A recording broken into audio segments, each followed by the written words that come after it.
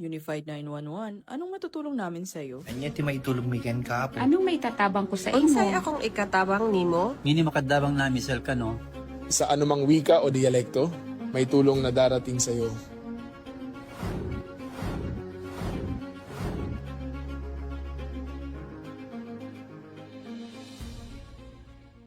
Lilingkod sa bawat Pilipino at magbibigay ng tamang impormasyon para sa tahimik at maayos na Pilipinas. Police News Network, alagad ng batas, tagapagtaguyod ng balitang pulis, sandigan ng mamamayan, patnubay ng katotohanan.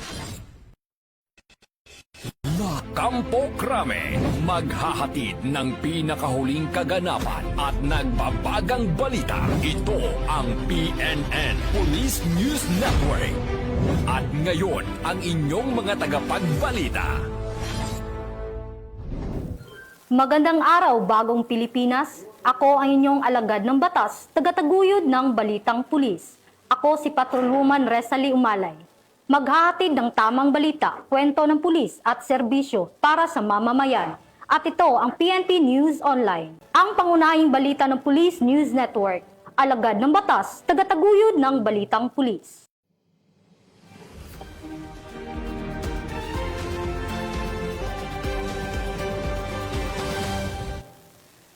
Ngayong araw ay Sabado at narito ang mga balitang nakalap ng ating mga PNN correspondents sa loob ng linggong ito.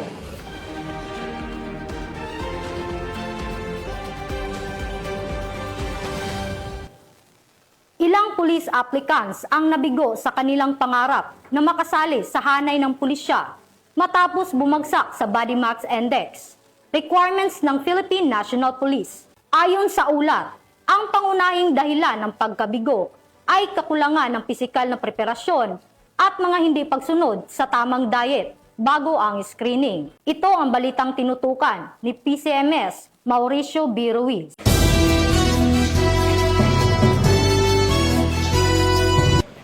Sir, isang karangalan na muling binuksan ng Philippine National Police at syempre sa pag-aproba din ng NAPOLCOM itong 2025 recruitment quota. Sir, ano bang pinagkaiba ngayon ng mga nagpunta sa BMI na mga police applicants ngayon kumpara nung nakarang taon, sir?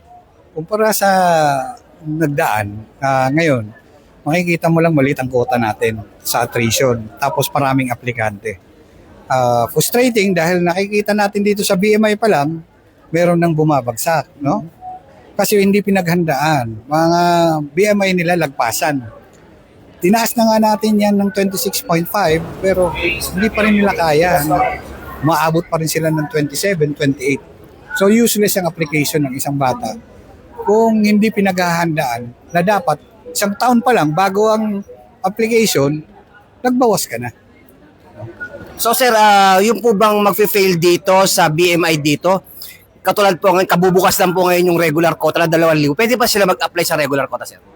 Pwede silang mag-apply sa regular quota. Ang problema mo, kung halimbawa sa BMI mo, ang result mo is 28 or 29, ang passing natin is 26.5. Alam mo ba kung ilang kilo yun? Ang equivalent ng sobrang 2 points? Nasa mga 15 hanggang 18 kilos yun. Sobrang pala. Paano yun i-reduce ng isang bata? Di ba? Kasi dapat ang paghahanda, hindi ngayon eh. Ang paghahanda noon pa. Last year, November last year, naghanda na. So sa ating, alam natin kay Sir Delgado, Atty. Delgado, ano ba talaga sir yung pinakamabisang paraan bago sumabak sa PNP recruitment o pag-apply sa police ng paghahanda, sir? Ilang months na dapat sir palagi, sir? Parati nating ini-insist yan. 1 year. Minimum yan. Kasi dito, kanina, may in-interview na naman ako.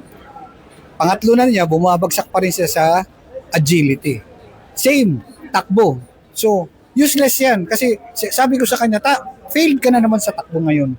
Kasi sigurado ako, hindi nag-practice. Yun ang problema nila. Kasi hindi naghahanda eh. Ang iniisip nila dito, makapasok lang. Nagsiset na makapasok. Hindi nagsiset na i-prepare ang sarili. Doon nagkakaproblema. So sir, meron ba tayong estimated na o-taking ng attrition at saka regular quota o sabay sila niyo? Pipilitin namin isabay. Pero sa attrition, nakatarget kami ng December 19. 19, sir. December 19. So, hopefully, Kung kakayanin naman sa proseso natin, dahil maliliit lang naman yung quota natin, depende kasi, depende sa application, no? Posibleng makuha namin, matap namin by December 19. Ngayon, ang isa pang issue na inaano ko, last year problema natin to. Marami tayong aplikante rito na hindi taga rito sa Metro Manila. Pag tinanong mo, ilang buwan pa lang, tatlong buwan pa lang dito. Tinanong mo, nasaan ang Smoky Mountain? Hindi alam. Tinanong mo kung saan ang Tondo? Hindi alam. Pag naging pulis ka, paano ka pupunta doon? Paano kung doon ka na-assign? Di ba? Paano mo hahabulin ng isang magnanakaw na hindi mo alam yung mga daan? Yun dapat ang iniisip ng mga bata. Sa ating age waiver naman at saka height waiver, sir, baka meron kang karagdagang impormasyon dahil katulad ngayon, sir, saan ba ginagamit talaga at paano ginagamit ang age waiver o height waiver, sir? Basic, height waiver, pag may tribo ka. Okay. Pag may tribo ka, doon ka mag-uumpisa. Doon ka mag-apply. Pag nakuha mo yon, pupunta ka sa NAPOLCOM office, magpapa-issue ka ng Certificate of Height Waiver. Huwag pumunta dito na ang dala mo lang Certificate of Recognition ng tribo mo. Kasi hindi yan ang dokumento na kailangan natin. Now, pangalawa, age waiver. Sa age waiver, kinahanglan may specialization ng isang tao bago ka mag-apply. Anong mga sample siya ng ano? Nung mga 10 years o 15 years ago, nagdadrive ka lang ng bus, Pwede na. pwede na. Ngayon, hindi na yung pwede. Pwede na ngayon kung piloto ka. Pag sinabing black belter, okay yan. Pero kung ako magtatanong, ang sasabihin ko, Olympian ka ba? O Asian player ka ba? Pag hindi, useless. Ang daming black belter. Kahit dito sa kapulisan na natin, hindi na tayo kailangan kumuha pa ng black belter lang. Ako po ang inyong Police News Network correspondent, Police Chief Master Sergeant Mauricio Bonilla Ruiz, alagad ng batas, tagataguyod ng balitang pulis. Police News Network, alagad ng batas, tagapagtaguyod ng balitang pulis, sandigan ng mamamayan, patnubay ng katotohanan. Isang malaking dagok sa iligal na droga ang naitala ng City Drug Enforcement Unit 6 matapos nilang makumpiska ang tinatayang 1.7 milyon halaga ng shabu. Patrolwoman Ledeline, ibalita mo. Isang malaking tagumpay laban sa iligal na droga ang naitala ng City Drug Enforcement Unit 6 matapos makumpiska ang tinatayang 1.7 milyon na halaga ng hinilaang shabu sa ikinasang drug by bust operation sa Barangay Kalahunan, Mandurriao pasado alas 9 ng gabi noong 5 ng Nobyembre taong kasalukuyan. Kinilala ni Police Captain Roque Jimeno III, officer in charge na City Drug Enforcement Unit 6, ang suspect bilang si alias Toto, 36 na taong gulang, residente ng Barangay Pali, Mandurriao, Iloilo. Dagdag pa ni Police Captain Jimeno, nabili ng mga operatiba ang isang plastic sachet ng hinilaang shabu mula sa suspect gamit ang 12,000 pesos na marked money. Matapos ang transaksyon, naaresto ang suspect at na-recover pa mula sa kanya ang 4 na knock-tied plastic sachet at 11 maliliit na sachet ng hinilaang shabu na tumitimbang ng humigit kumulang 250 gramo at may standard drug price na humigit kumulang 1.7 million pesos. Kasama rin sa mga nakuha ang buy-bust money at isang cellphone na ginamit umano sa illegal na transaksyon. Aminado naman ang suspect sa pagbibenta ng illegal na droga, aniyay bunsod ng matinding kahirapan at kakulangan ng kita bilang pintor. Humingi rin siya ng paumanhin sa mga naapektuhan ng kanyang ginagawang pagbibenta ng droga. Sa ngayon, nasa kustudiya na ng City Drug Enforcement Unit 6 ang suspect at nakatakdang sampahan ng kasong paglabag sa Republic Act 9165 o ang Comprehensive Dangerous Drugs Act of 2002. Patuloy naman ang panawagan ng mga otoridad sa publiko na makipagtulungan sa kampanya kontra iligal na droga upang mapanatili ang kapayapaan at kaayusan sa komunidad. Dahil ang gusto ng bagong PNP para sa bagong Pilipinas, serbisyong mabilis, tapat at nararamdaman. Mula dito sa Police Regional Office 6, ako ang inyong Police News Network correspondent, Patrolwoman Ledeline Bansagon, alagad ng batas, tagataguyod ng balitang pulis.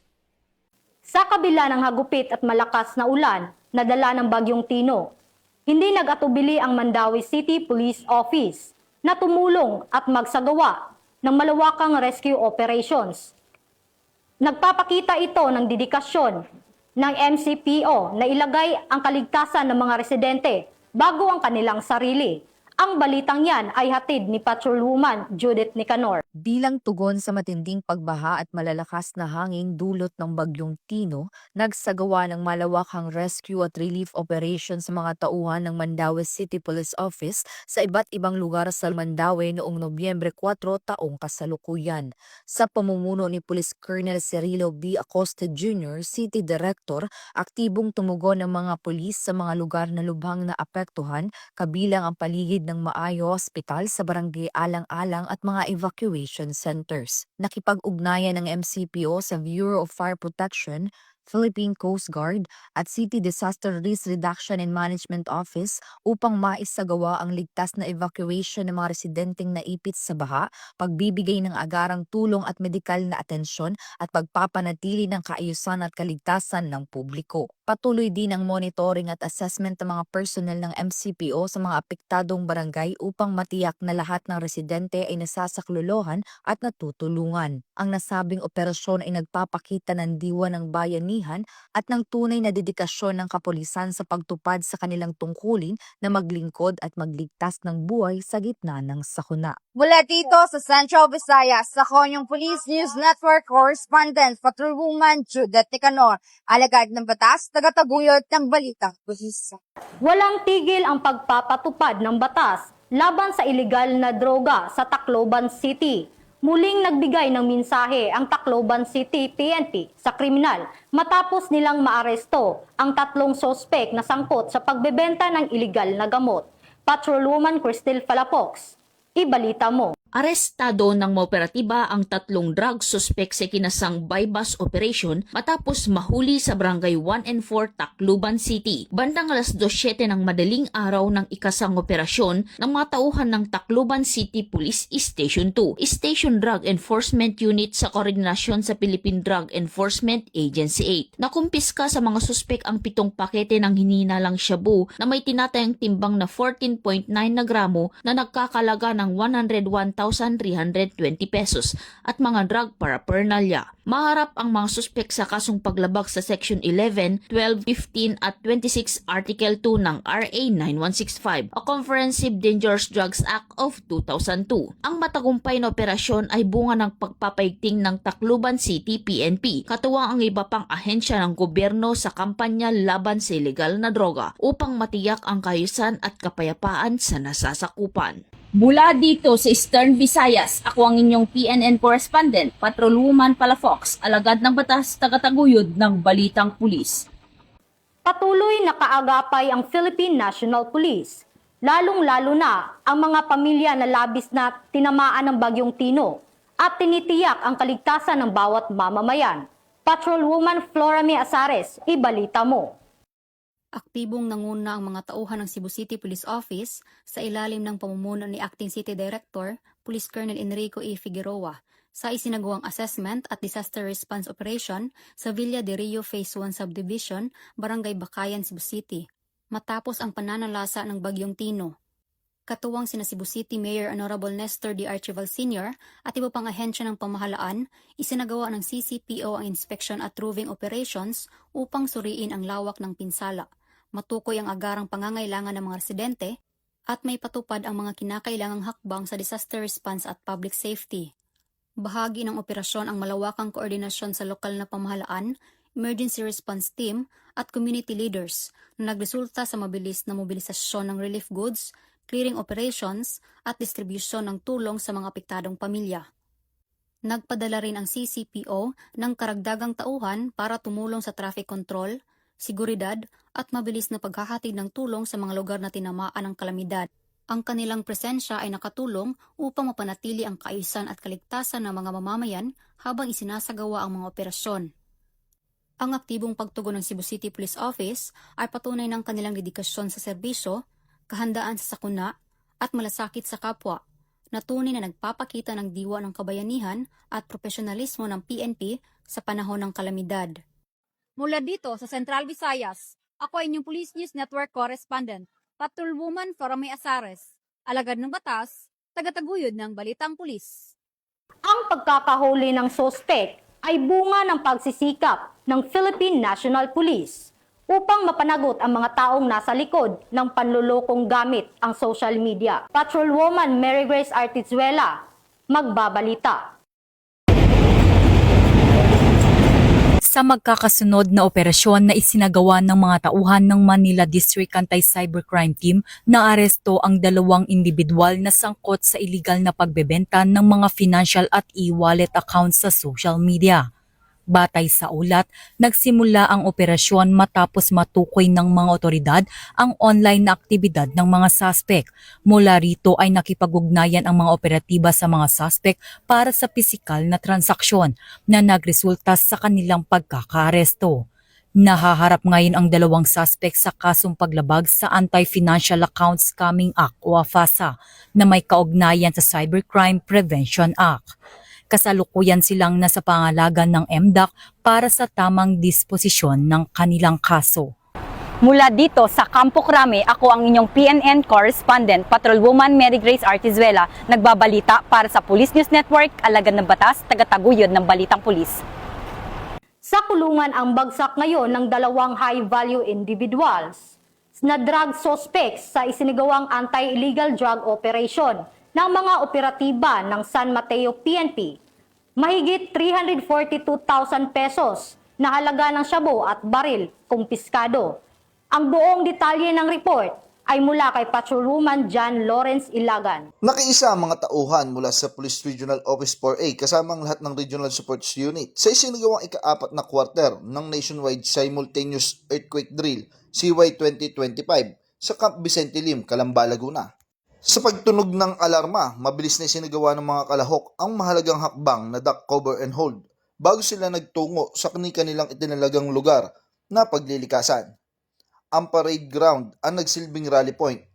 Ang maayos at koordinadong paggalaw ay nakatiyak sa kaligtasan ng lahat at nagbigay daan para sa tamang pag-isa-isa at pag-check ng mga tauhan at kagamitan.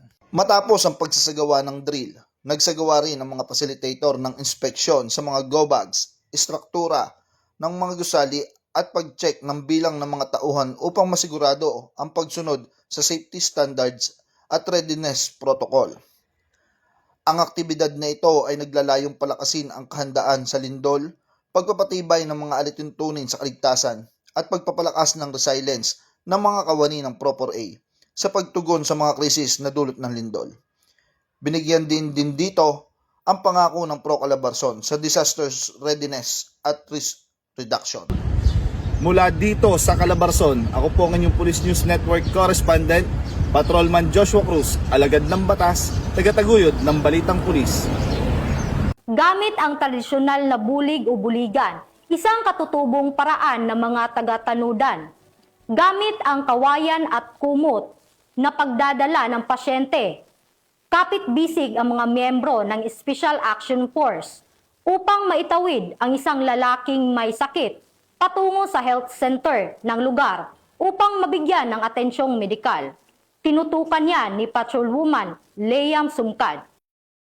Muling ipinamalas ng mga tauhan ng 111th Special Action Company, 11th Special Action Battalion, Special Action Force ang diwa ng tunay na serbisyo matapos silang tumulong sa pagligtas at paghatid ng tulong medikal sa isang residente ng Tanudan. Ayon sa ulat, agad na rumisponde ang mga tropa upang tulungan si Pastor Kalading na nakararanas ng matinding pananakit ng ulo, likod at pagsusuka. Si PSMS Philip Kidding na nagsilbing medic ng grupo ay nagbigay ng paunang lunas bago isinagawa ang transportasyon ng pasyente patungo sa Tanudan Rural Health Unit 1 sa Mabacat, Tanudan, gamit ang tradisyonal na bulig o buligan. Isang katutubong paraan ng mga taga-Tanudan sa pagdadala ng may sakit gamit ang kawayan o kahoy at kumot. Matagumpay na naihatid ang pasyente sa pasilidad.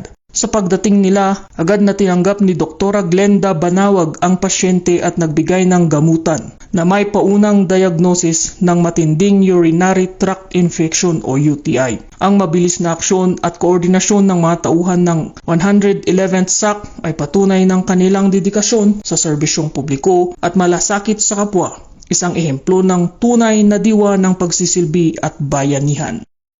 Mula dito sa Regional Police Community Affairs and Development CAR, Ako ang inyong PNN correspondent, Patrolman Sumkad, alagad ng batas, tagataguyod ng Balitang Pulis. At yan ang nakalap ng ating mga PNN correspondents mula sa iba't ibang panig ng bansa.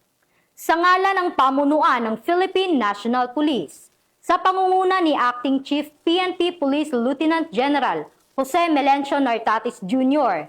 at sa pamumuno ni President Ferdinand Bongbong Marcos Jr., kami ay maglilingkod sa bawat Pilipino at magbibigay ng tama at balansing balita. Mula rito sa tanggapan ng tagapag-ugnay ng pambansang pulisya, ako ang inyong alagad ng batas, tagataguyod ng Balitang Pulis.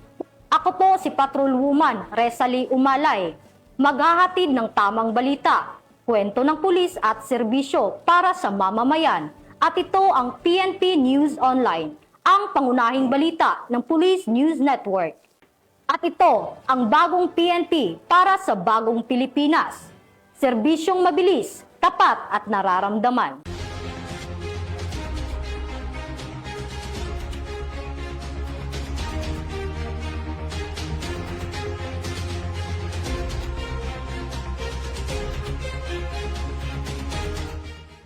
Police News Network, alagad ng batas, tagapagtaguyod ng Balitang Pulis.